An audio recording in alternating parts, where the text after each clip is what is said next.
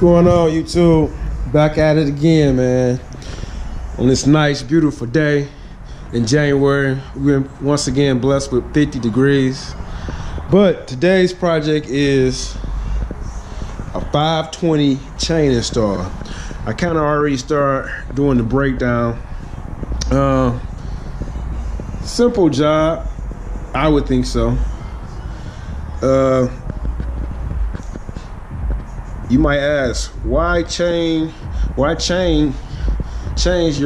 chain? Well, currently right now it's a 525 chain on there, and going to a 520 chain, all it does is just makes it lighter.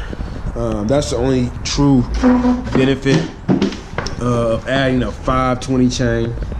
So at this point, I took the front sprocket cover off, and the bolt I have already unloosened.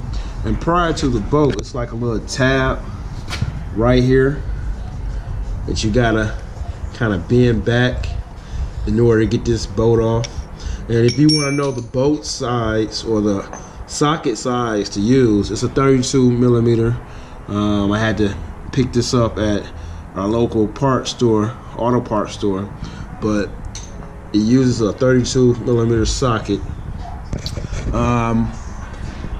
As for the sprocket that I got, here's the sprocket here I'm going to put on, and I did weigh it for kicks and grins. I decided to weigh it just to see the difference between, let me turn this on here. The difference between the stock sprocket that I have here versus the aftermarket sprocket that I have here. And also those are 520 as well. So let's see. So let's make sure this is reset. Let's see here. Get this zeroed out here. Okay, I thought I just had it. Okay, zeroed out. Let's put it on pounds. Oh, keeps changing on me. Let's see. This is zeroed out. Hopefully, let's see.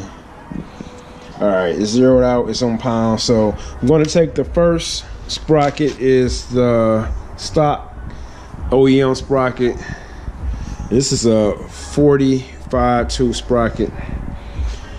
Let's see where we at here. So I'm placing it on here.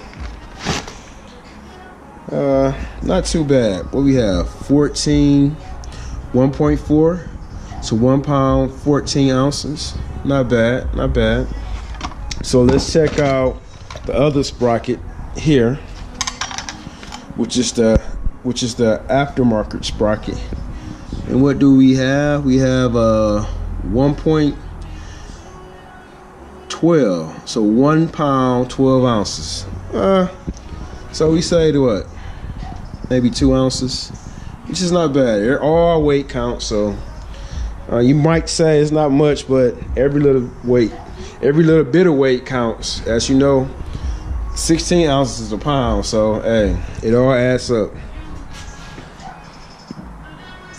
All right, so the next step, what I'm going to do is take off the front sprocket. And also, I didn't change my sprocket ratio. I'm still going with the stock 17 front and 45 rear. A lot of people like to, if they're looking for more bottom end, they'll either go down on the front sprocket here and go up on the rear sprocket. Me personally, I think the ratio that's on here right now is perfect for the riding that I do, so I'm gonna leave it as is.